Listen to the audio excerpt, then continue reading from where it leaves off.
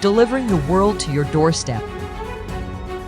From breaking news to in-depth features, from politics to culture, from science to sports.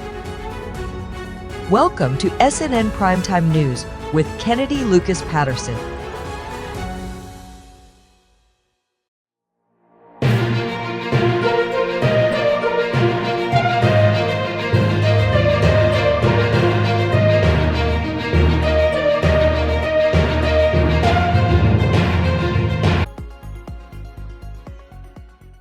Is this the end for the magnetic stripe? As he slipped the keycard into the reader on his hotel room door and tried the handle, to no avail, he realized what he had done. For years, Stephen Murdoch, a security researcher at University College London, had taken care not to put tickets or cards with magnetic stripes in his pocket next to his smartphone. This is because the magnets in smartphones are sometimes strong enough to wipe the data on magnetic stripes. But so-called magstripe hotel keycards are rare these days, increasingly superseded by contactless cards with radio frequency identification, RFID, chips inside them. As such, during his hotel visit in January this year, Professor Murdoch forgot to take precautions and, he concludes, wiped his room key, having used it only once. "I should have known better, this is the sort of thing I do know about," he says. Upon arriving back at reception, he realized he was not alone. "There was a queue of people with exactly the same problem as me," he recalls. The magnetic stripe was invented by an IBM engineer in the 1960s. His wife was instrumental in the process as it was she who suggested melting a strip of magnetic tape onto a card using a clothes iron. In the decades since, mag stripes have been used on bank cards, rail tickets, IDs and even cards containing medical information, to set up hospital machines. But that murky brown strip of plastic usually made with polluting heavy metals may not be around for much longer. From this year onwards, for instance, MasterCard will not require banks to put a magnetic stripe on debit and credit cards. For ticketing, new technologies including printable barcodes and reusable contactless cards are considered more environmentally friendly and potentially more convenient. You also can't wipe them by accidentally putting them too close to your iPhone.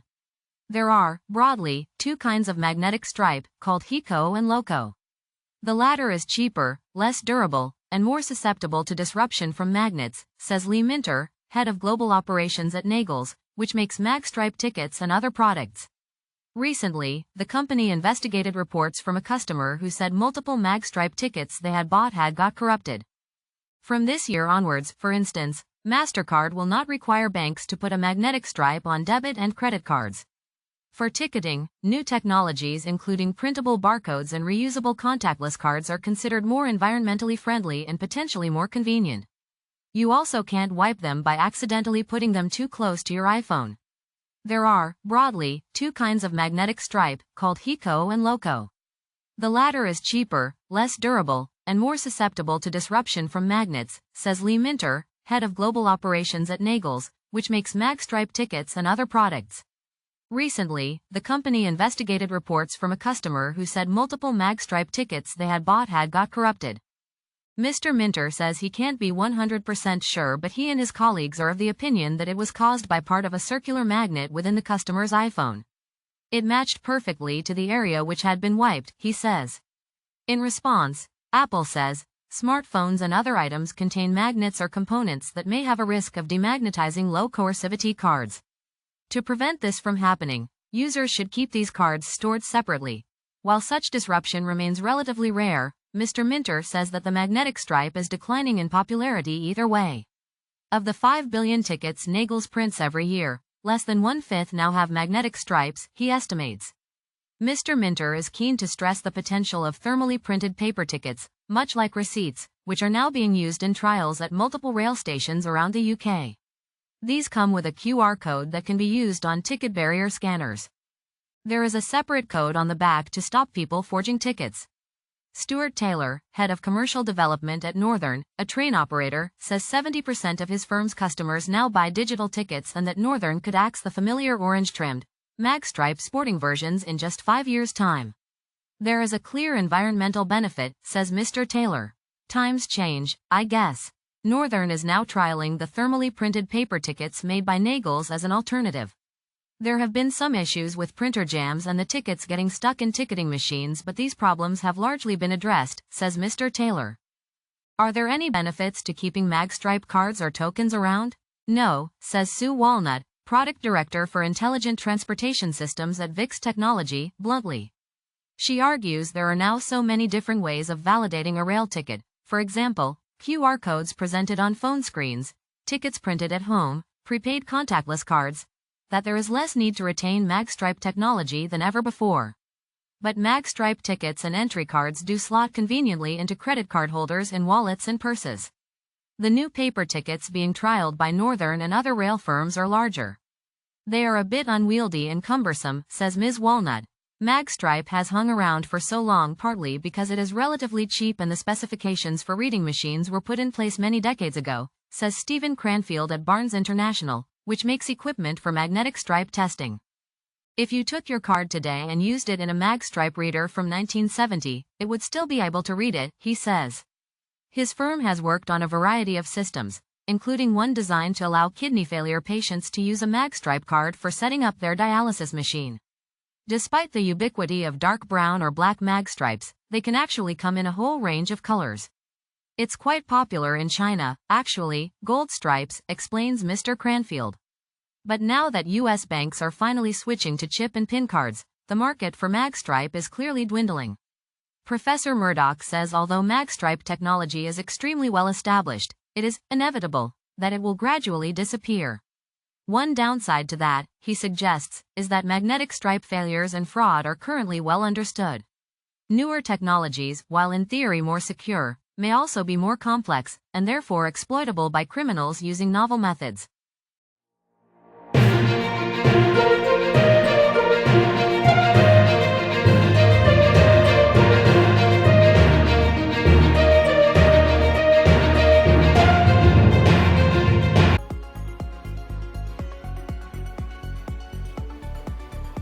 Long doubted by Democrats, Kamala Harris faces her biggest political moment.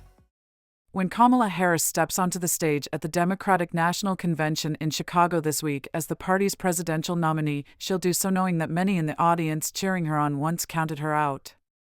Ms. Harris, 59, has faced years of doubt from some within her party about her ability to run for America's highest political office, including from President Joe Biden, the man whom she continues to serve as vice president. Since replacing Mr. Biden as Democratic nominee in mid-July, Ms. Harris has seen a tidal wave of enthusiasm reflected in polling, fundraising, and the enormous crowds that have come out to see her at rallies across the country. But the political momentum and energy she has generated in recent weeks among Democrats was never a given.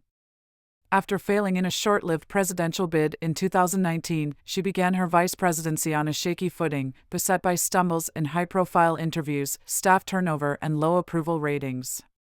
And for the last 3.5 years in the White House, she has struggled to break through to American voters. Advisors and allies say that in the years since those early struggles she has sharpened her political skills, created loyal coalitions within her party and built credibility on issues like abortion rights that energize the Democratic base. She has, in other words, been preparing for a moment exactly like this one.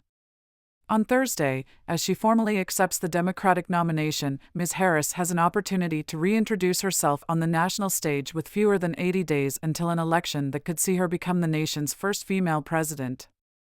At the same time, she'll have to prove that she is capable of leading a party that never saw her as its natural leader and remains divided over the war in Israel and Gaza. But above all, she'll need put to rest any lingering doubt among the Democratic faithful that she can meet the challenge of defeating former President Donald Trump in what remains a tight and unpredictable contest. Before Kamala Harris became a national figure, the former San Francisco District Attorney and California Attorney General had forged a reputation as a rising star in the party, landing the endorsement of President Barack Obama in her 2010 race to become the state's top lawyer. But those who followed her career closely saw a mixed record. As a prosecutor, she faced public outcry for refusing to seek the death penalty for a man convicted of killing a young police officer. And then as Attorney General, she upheld the state's death penalty despite her personal opposition. Having reached the peaks of California state politics, she was elected to the U.S. Senate the same night that Donald Trump defeated Hillary Clinton in the 2016 presidential election. In her brief tenure, she made headlines for her searing and direct questioning of Supreme Court Justice Brett Kavanaugh during his testy 2018 confirmation hearings. "Can you think of any laws that give government the power to make decisions about the male body?" she asked the Trump appointee, in an exchange that cascaded across social media and late-night television. Like Mr. Obama, she was a young senator of limitless ambition. Halfway through her first term, she launched a presidential campaign. That campaign, like this one, was met with great fanfare. More than 20,000 people gathered in her hometown of Oakland, California, for its launch. But her effort to become the Democratic nominee sputtered and collapsed before the first presidential primary ballot was even cast. Ms. Harris failed to carve out a clear political identity and distinguish herself in a field of rivals that included Mr. Biden and left-wing Senator Bernie Sanders. Critics said she endorsed a range of progressive policies but seemed to lack clear conviction. A breakthrough June 2019 debate moment in which she challenged her then-opponent Mr. Biden's record on the racial desegregation of schools resulted in a brief surge in polling. She attacked Mr. Biden for an earlier campaign moment in which he fondly recalled working with two segregationist senators, before accusing him of opposing the busing of students between schools to help integrate them. "There was a little girl in California who was part of the second class to integrate her public schools, and she was bused to school every day," Ms. Harris said. "And that little girl was me." But campaign infighting and indecision on which issues to emphasize ultimately sank her presidential bid. "The campaign was marked by a lot of rookie mistakes," said Kevin Madden, an advisor on Republican Mitt Romney's 2008 and 2012 presidential campaigns. "The substance that needed to be there to pass the commander-in-chief test and to really fill in some of the blanks for voters, it just wasn't there, and as a result her opponents filled it in for her." 8 months later, Mr. Biden put aside their primary rivalry and announced Ms. Harris as his running mate. She became the first woman of color to ever be nominated in that position, and in January 2021, the first female vice president in U.S. history. It was 5 months into her job as Mr. Biden's vice president that Ms. Harris endured her first public stumble during a foreign trip to Guatemala and Mexico. The trip was meant to showcase her role in pursuing economic initiatives to curb the flow of migrants from Central America to the U.S. southern border, a foreign policy assignment given to her by Mr. Biden. But it was quickly overshadowed by an awkward exchange in an interview with NBC News' Lester Holt, in which she dismissed repeated questions about why she had not yet visited the U.S.-Mexico border.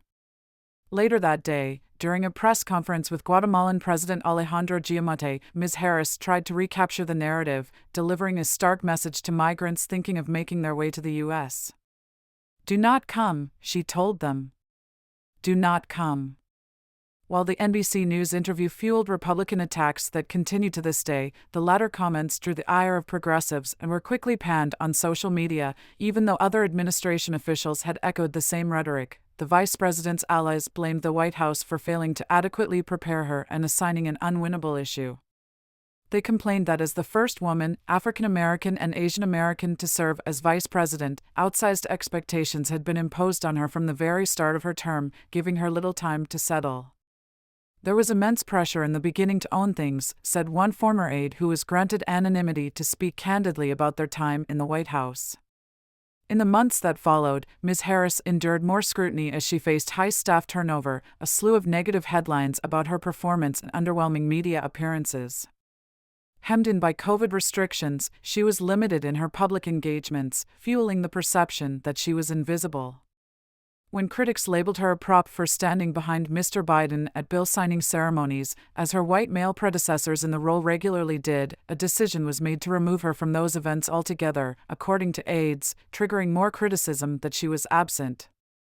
People had an expectation to experience her as vice president as if she was Michelle Obama, but she was in a job built for Al Gore or Mike Pence, said Jamal Simmons, a longtime Democratic strategist who was brought in as her communications director during the second year. As her team sought to improve her poor public image, Ms. Harris stepped into a bigger foreign policy role. She traveled to Poland in the wake of Russia's full-scale invasion of Ukraine in 2022, held bilateral meetings in Asia amid heightened tensions with China, and stood in for Mr. Biden at the Munich Security Conference that same year. But in May 2022, a political earthquake would reshape the trajectory of her vice presidency. In a rare breach of the Supreme Court, a leaked draft opinion revealed plans to overturn the landmark Roe v. Wade abortion ruling, which had protected American women's federal right to abortion for nearly half a century. She seized on the opportunity to be the lead messenger on an issue that Mr. Biden, a devout Irish Catholic who avoided even saying the term abortion, was reluctant to own. How dare they? How dare they tell a woman what she can and cannot do with her own body, she told the crowd at an event for a pro-choice group on the same day the bombshell leak was published, deciding to attack the nation's top judges before their decision was officially released. The issue proved to be a driving force for voters in the midterm elections a few months later, helping Democrats to perform better than expected in congressional races and to hold the Senate. In seeking to become the administration's leading voice on abortion, Ms. Harris tackled the issue with clarity of purpose, said former longtime advisor Rachel Palermo. She convened state legislators, faith leaders, constitutional law experts, healthcare providers, and advocates for roundtable discussions. It was a move panned by some activists as not meeting the seriousness of the moment, but it was part of a strategy of coalition building across local and state politics that also helped lay the groundwork for any future presidential run. Ms. Harris, who spent most of her career navigating California's tricky mix of liberal and traditional Democratic politics, knew every event mattered. Every meeting, photo opportunity, or dinner, whether it was with Black business leaders or Hispanic female CEOs, was tracked by her team in detailed spreadsheets that she could utilize when the time came to call on a deep political network for support. She forced the operation to mobilize around how she views politics, which is coalitions, a senior official said. Ms. Harris always had her eye on a 2028 bid for the White House as Joe Biden's natural successor, assuming he won a second term in the 2024 contest. Yet as rumblings mounted about replacing Mr. Biden on the ticket after his stumbling debate performance in late June against Donald Trump, some Democrats openly overlooked her. They, and many pundits, suggested popular governors like California's Gavin Newsom, Pennsylvania's Josh Shapiro, or Michigan's Gretchen Whitmer as better replacements who could motivate voters and take the fight to Trump. On July 21, Mr. Biden phoned Ms. Harris to tell her of his plans to drop out of the race and endorse her as his successor. It was a decision that took many of his closest allies by surprise, but she sprung into action.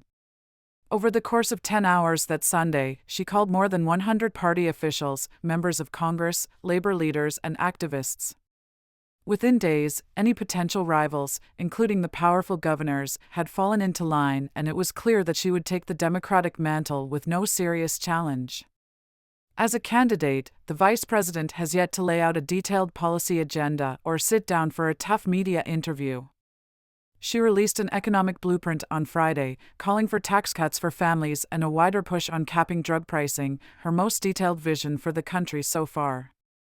Even as Republicans accuse her of avoiding scrutiny, the team around her see no rush in cutting off the momentum she's built over the last month.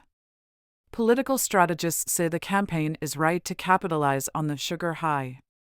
What Kamala Harris is experiencing is a massive, pent-up demand for people to vote for anybody not named Biden or Trump, said Mr. Madden, the former Romney aide and Republican communications strategist. But the test always comes with being exposed to interviews, the press, debates, and the harsh glare of a campaign. Douglas Brinkley, a presidential historian who helped organize a meeting of historians at Ms. Harris's official residence last year, said the fact that she has been a blank slate for voters is more of a benefit than a burden. She may not have been able to be in full bloom under Biden, but she never crossed wires with him, he said. So she was able to be positioned for this moment, and she can take what's good about the Biden years and shed the baggage of what she wants to, or slightly disagrees with.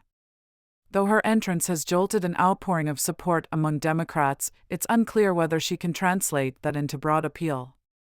While Ms. Harris has made some inroads with key demographic groups that had drifted from Mr. Biden, Black, Latino, and young voters in particular, she lags in other constituencies that made up his winning 2020 coalition. Recent polling has put her ahead or tied with Trump in 6 of the 7 battleground states, according to the Cook Political Report survey released on Wednesday. In May, Trump was ahead or tied in all 7 states. Thursday night's speech at the Democratic Convention is the most consequential moment in Kamala Harris's political career. While the Republican convention served as a coronation for Trump, who was nominated as his party's candidate for the third consecutive time, Ms. Harris's sudden rise means her speech will be seen as a pivotal moment to define who she really is. While she stood on the stage before, a senior aide said the speech will have a heavier focus on her personal story than previous nominees. This is the why part of the conversation. Why is she running for president? What is her vision for the country, said Mr. Simmons, her former communications director. That will help tie together all of the strands of her policy and political life that will make sense for people. But over the course of 4 days, Ms. Harris will need to sharpen her messaging around crime, inflation, the economy and immigration, issues the Trump campaign will relentlessly target between now and Election Day. Whit Ayers, a longtime Republican strategist, said Ms. Harris will also at some point have to clarify the left-leaning positions she took in 2019 during her failed presidential bid.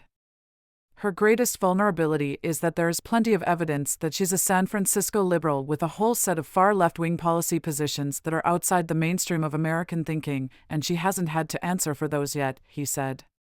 She will also be confronted with protests over Israel's actions in Gaza, a polarizing issue that has politically cleaved the party.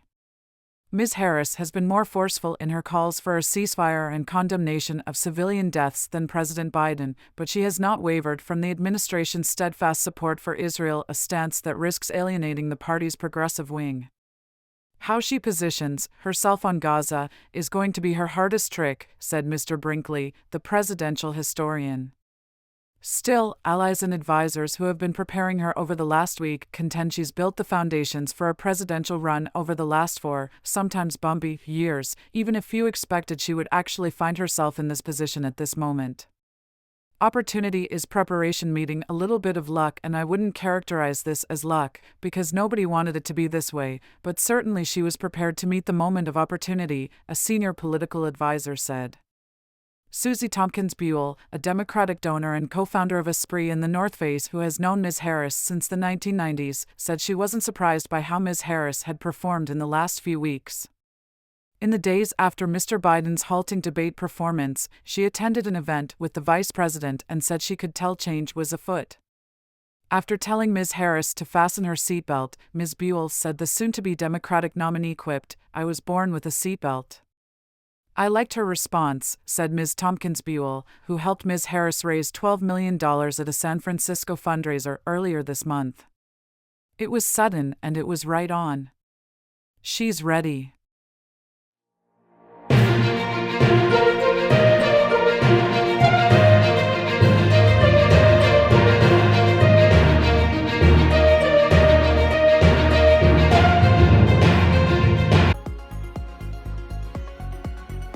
X suspends business in Brazil over censorship row.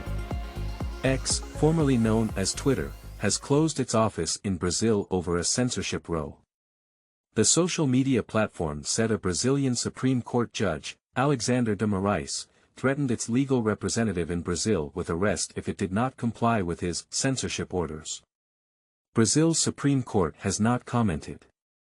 People in Brazil are still able to use X, billionaire Elon Musk's platform said on Saturday. Mr. Moraes had ordered X accounts he has accused of spreading disinformation. Many supporters of the former right-wing President Jair Bolsonaro must be blocked while they are under investigation.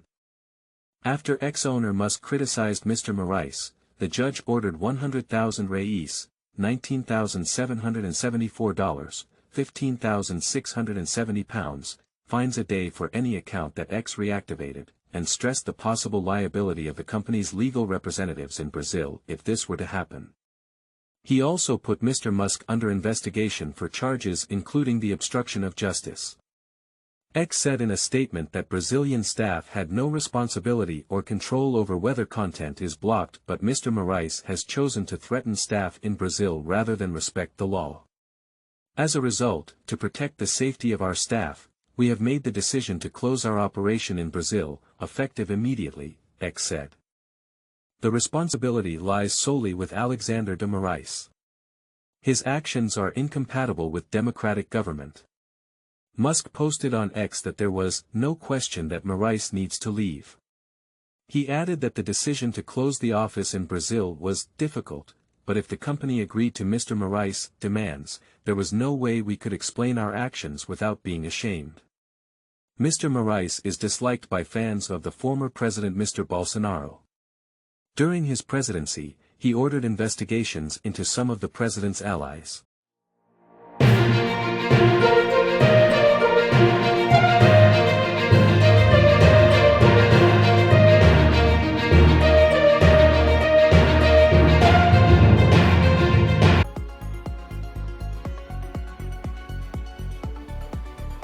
Spirit cruise past Invincibles to reach 100 final.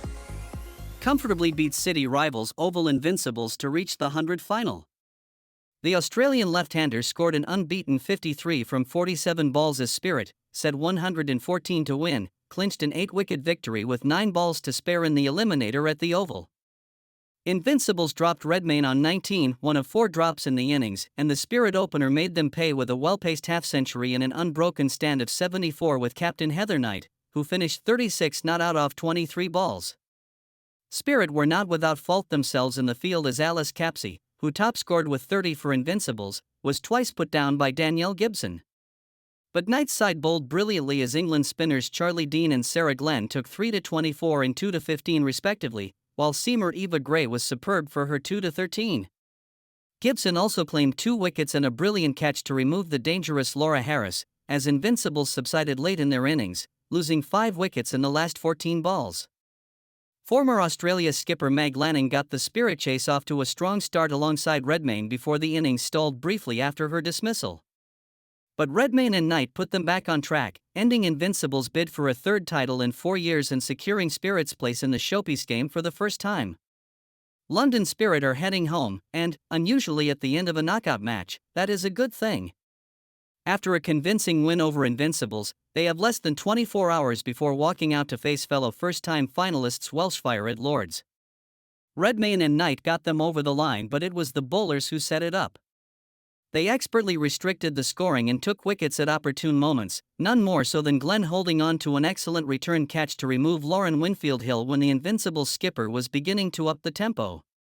Gray was the pick of the bowlers, varying her pace to great effect, while Gibson was the least economical of the group but took the key wicket of Capsey. With the bat, there was a calm assuredness that you would expect of a Spirit batting lineup boasting the quality and experience of Lanning, Redmayne, and Knight. Chances were offered, Invincibles failed to take them and they were instantly forgotten. Spirit will be confident after a strong all-round display that sets up a final at their home ground against the table-topping Fire. London Spirit captain Heather Knight, really pleased. There have been a lot of nervy chases in this competition, so we were really desperate to try and get ahead early and keep that momentum going. Our bowlers won it for us again, they were outstanding. The spinners were outstanding again, keeping the stumps in the game. Eva Gray was the standout for me. She has really built into this competition. Oval Invincibles captain Lauren Winfield-Hill, they bowled well and we knew we'd have to bowl really well to defend such a low total. Credit to them, they bowled straight and made it pretty hard work for us, and it's always difficult when you're trying to defend such a low total. It's finals day on Sunday. Lord's hosts as Welshfire take on London Spirit for the women's title at 14:15 British Summer Time. Then it is the men's final. Oval Invincibles face Southern Brave from 1800 hours. You will be able to watch both games live on BBC Two and BBC iPlayer. You can follow ball-by-ball commentary on BBC Radio 5 Sports Extra, BBC Sounds and the BBC Sport website and app.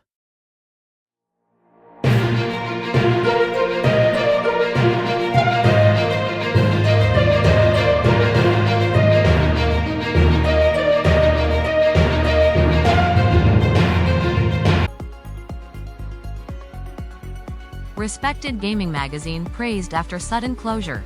The makers of the final game to appear on the cover of one of the world's longest-running gaming magazines say its sudden closure is a big loss to the industry. US-based Game Informer had been running for 33 years until earlier this month, when its print edition and website were closed without warning. Horror game The Casting of Frank Stone was featured on the final front cover of Game Informer, and the game's developers told BBC Newsbeat they were incredibly honored to have made it on. GameStop, which owned the magazine, has been approached for comment. Narrative. Choose your own adventure-style horror game. The casting of Frank Stone is a collaboration between Dead by Daylight developer Behaviour Interactive and UK studio Supermassive Games. It was the subject of an in-depth feature in Game Informer, and Tracy Tuft, from Supermassive, told Newsbeat that reporters visited both teams to produce it. "The team that we worked with was absolutely fantastic," she said. "The coverage was wonderful and I'm grateful that I personally had that opportunity." Game Informer was renowned worldwide for its frequent exclusive coverage of the biggest upcoming titles. Matthew Cote, from Canadian studio Behaviour, said he felt lucky to appear in the legendary final issue of the magazine. "It's sad news for everybody," he said. "It's such a tentpole of video game journalism, it'll be much missed." Game Informer's website has been inaccessible since the magazine's closure, meaning that years of articles, including its Frank Stone coverage, are unavailable.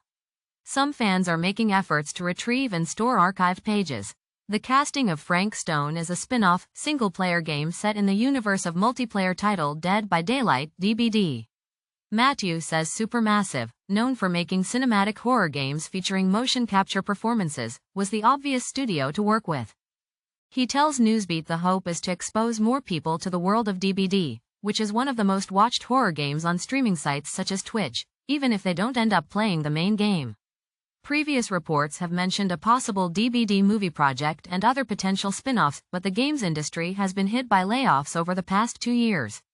Like dozens of gaming companies, both Behaviour and Supermassive have let workers go, but Matthew insists the desire to explore new ways to grow the horror world is certainly not diminished. "We need to make games and continue to have great ideas and invest in them," he says. "It's true that we are probably a little more cautious about the partnerships that we get into or the new projects that we kick off.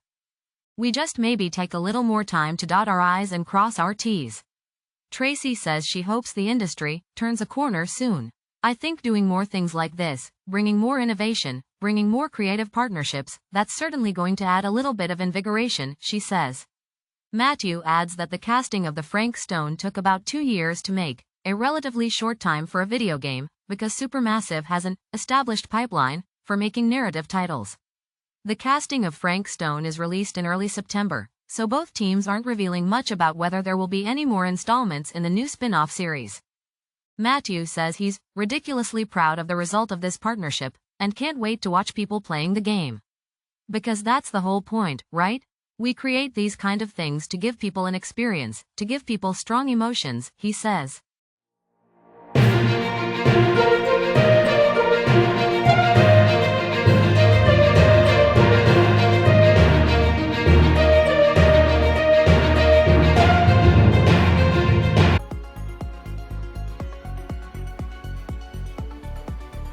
Kia, the tiny, idyllic island where Greeks escape the heat. For generations, this teardrop-shaped isle has been known as a cool summer escape for Greek families from the mainland. This summer, as Greece endured deadly heat waves, tourists and locals alike have been looking for relief. Yet, one Cycladic island has long been known as something of a breezy oasis where mainlanders have long fled to escape the scorching Greek heat, the teardrop-shaped Isle of Kia, or Thotsia as it's called by locals. As the nearest Cycladic island to the mainland and a 1-hour ferry ride from Athens, Kia was known as Hydrousa, roughly, water island, in ancient Greek mythology thanks to its abundant springs that feed its lush vegetation. Today, the 2,500-person island is home to a collection of sleepy villages and hamlets, interspersed with the second homes of affluent Athenians who come to splash in Kia's crystal-clear water and marvel at its renowned sunsets. Kia used to be, and still is, a weekend haven for Athenians, who would leave their offices on Friday afternoon and arrive effortlessly on the island, explained local guide Soteria Antonopoula. The routine was simple yet fulfilling, a refreshing swim at Giliskari Beach followed by a leisurely dinner at Aristos in Vikari. On Sunday afternoon, they would take the ferry back to Athens. This ritual, cherished for its simplicity, will be repeated next weekend. It's a place that calls you back. Stepping off the ferry at the island's main port, Charissia, also known as Livadi, visitors may soon notice that Kia feels quite different than Athens, and there's a reason why. During summer, the Aegean Islands, and especially the Cycladic Islands, experience lower maximum temperature than the mainland, explained Dr. Kostas Legouvados, research director at the National Observatory of Athens. The strong northern seasonal winds, called Etesians or Meltemia, help to maintain air temperature in the islands at cooler conditions than in mainland Greece. For example, during the long-lasting heatwave of July 2024, when temperature exceeded 40 C in many Greek areas, temperature in the islands remained well below 35 C. Kia's rugged, mountainous interior funnels these winds through its narrow valleys, creating something of a natural ventilation system. The island is also home to the Cyclades' largest oak forest that creates a shady oasis within these cooler islands. But it isn't just the island's geography and topography that set it apart. Kia's history dates to the Cycladic era, 3200 BC and 1050 BC, and this small, 130 square kilometers island was once carved into 4 city-states, the most notable being Carthia, which thrived from the Archaic period, 8th century BC, until the early Byzantine period, 6th century AD. To understand the island's roots, lace up your hiking boots, head to the hamlet of Stavroudahaki and follow a paved path up into the mountains, where you can gaze down on the island's dense oak forest and continue towards the remnants of 2 temples, the Doric Temple of Athena and the Temple of Pythian Apollo, which both date to the 6th century BC. Along the northeastern part of the island, near the village of Argia Irini, archaeologists have unearthed houses and workshops dating to the late Neolithic age, around 3300 BC, offering a glimpse of early Cycladic life. The most notable finds are the unique spouted pots and Cycladic figurines, small clay sculptures with distinctive features, particularly the bell-shaped skirts, which can now be found at the Archaeological Museum of Kia. Located in Ulida, the island's ancient and current capital, the museum houses a comprehensive collection of ancient artifacts from the island's past, spanning from the Neolithic period to the Roman era. One of the best ways to explore Kia is on foot. 81 kilometers of stone-paved footpaths that once connected Kia's ancient city-states now thread the island. One such hike is into the mountainous capital village of Ulida, where you'll find the remains of a Venetian castle and the stone-carved Lion of Ulida, which dates to 600 BC and is rumored to have been built by the same architect who designed Athens' famous Acropolis. In Ulida, whitewashed walls and a mixed palette of orange, reds and blues color the village amongst the tiny sinuous pathways, all of which are pedestrianized. In the center of the square, hikers can recharge in a cluster of tavernas, an ice cream shop and a small grocer that has been in the same family for more than 40 years. Ulida is surrounded by a series of traditional agricultural terraces supported by hand-built stone walls, which keep the sloping land structurally stable while also allowing the soil to remain in optimal condition for cultivation throughout the seasons. These terraces wrap around the island's many valleys and hills and are home to olive orchards, herb gardens, and arable land used by grazing goats and mules. When damaged, they are repaired again, continuing this tradition for the future. While not entirely isolated, Kia leverages its natural resources and traditional agricultural practices to achieve a remarkable degree of self-sufficiency. Visitors can taste this in the island's renowned honey, pollinated exclusively from the nectar of thyme flowers.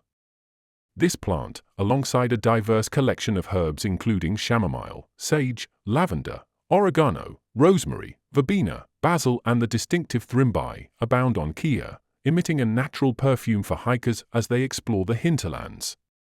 Located in Kia's central and eastern interior, the island's ancient oak forest doesn't just keep it cool, but has traditionally been a driving force behind Kia's economy.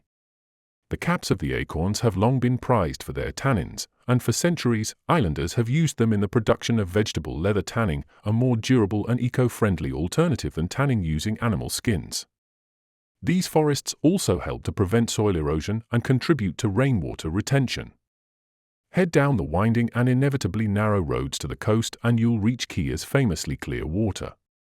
The island is renowned for its secluded beaches, namely Jaliscari, Cambi and Caunduros, which remain the most popular spots for locals and day-tripping visitors.